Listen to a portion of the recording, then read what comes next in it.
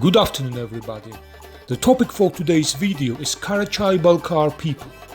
Karachai-Balkars call themselves Taulu, which means mountaineers or highlanders. Karachai-Balkars live in the northwestern Caucasus, namely in Kabardino-Balkaria and Karachaiva-Cherkessia republics.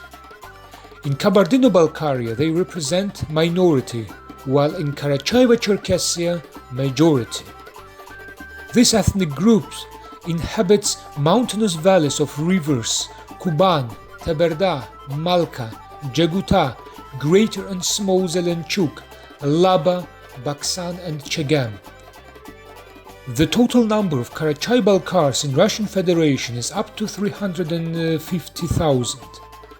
Karachai-Balkar language belongs to Kypchak branch of Turkic language family, meaning that their closest relative languages are Nogai, Kumyk, Kazakh and Kyrgyz. This language can be subdivided by two dialects with Che and Tse letters. For instance, in one group of Karachai-Balkar dialects, the word hair would sound like chach, whereas in the second one it would sound like tsats. Similarly to Circassians, Karachai-Balkars have also been artificially divided by Soviet regime into two nations. Even though the sense of ethnic unity among Karachai-Balkar people is very strong.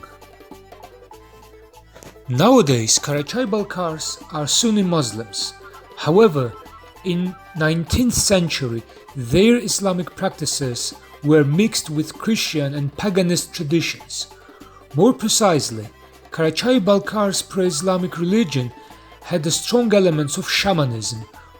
For instance, sacred stones like Karandashla Taşı and Bayram Taşı in Baksan and Kuban valleys respectively used to be the worshipping place. Ancient Karachai-Balkars were also worshipping the god Teyri, which is the distorted version of the god of Turkic peoples called Tengri. The ethnonym Balkar derived from the ancient Turkic semi-nomadic warrior tribe Bulgars, who flourished in the central part of the modern-day Russia in 7th century. Remarkably, the names of Bulgaria and Balkaria have the same origins. There is no consensus regarding the origins of Karachai-Balkar people.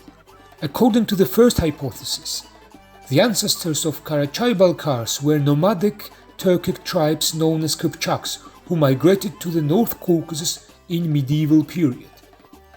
The second hypothesis, however, suggests that Karachai-Balkars are descendants of an indigenous Caucasian population which has been linguistically assimilated and adopted Turkic language. In the 19th century, the elites of Karachai and Balkars had different approaches on relationship with Russia. The rulers of Balkaria, for instance, decided to voluntarily join Russian Empire, but their counterparts from Karachai in 1826 declared their neutrality and non-engagement policy in the Russian-Caucasian War. This agreement was violated by Tsarist Russia 2 years later, and the Russian troops launched a military campaign against Karachai. In the first half of 19th century, many mountainous valleys inhabited by Karachai-Balkars were fiercely resisting Russian invasion. The decisive battle between Russian forces and Karachai-Balkar rebels took place in 20 October of 1828 near strategically important Hasauka mountainous pass. According to Russian military historian Vasily Potto, 500 Karachai-Balkar rebels confronted more than 3,000 Russian troops equipped with artillery. Despite a fierce battle, Karachai-Balkar resistance has been defeated and Karachai was included in Russian Empire by force. The Battle of Hasauka has an important symbolic role in the historical memory of Karachai-Balkar people. Multiple folklore songs and poems have been dedicated to this historical event. Karachai-Balkar people became a victim of Stalin's deportation in the 1940s. Similarly to Chechens and Ingushs, the Soviet state falsely accused them in the support of Nazi Germany.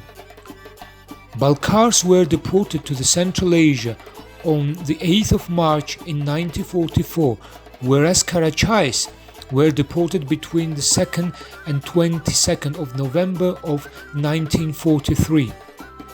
Thousands of civilians died on the way to Kazakhstan. You might have noticed that the dates of deportation happened to coincide with two Soviet bank holidays, an International Women's Day and the anniversary of the Great Socialist Revolution. It is noteworthy that after the deportation, some territories previously inhabited by Karachai-Balkars were allocated to Georgian Soviet Socialist Republic, and Georgians were resettled in abandoned Karachai-Balkar villages. Following Stalin's death and rehabilitation of the Karachai-Balkar people, these territories were returned back to Kabardino-Balkaria and Karachay-Cherkessia respectively, while Georgians returned back to Georgia. The culture of Karachai-Balkars is very rich and diverse. The mountains of Karachay and Balkaria accommodate multiple medieval historical monuments such as Church in Zelenchuk, Shoani Church or Abayev's Tower. Another important aspect of Karachai-Balkar culture is horsemanship. Historically, Karachai-Balkars were the excellent horsemen. The region is famous by Karachai horse breed.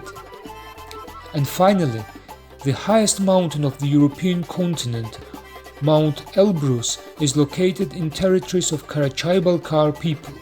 They call this mountain Mingitau, and it has been source of many legends and myths.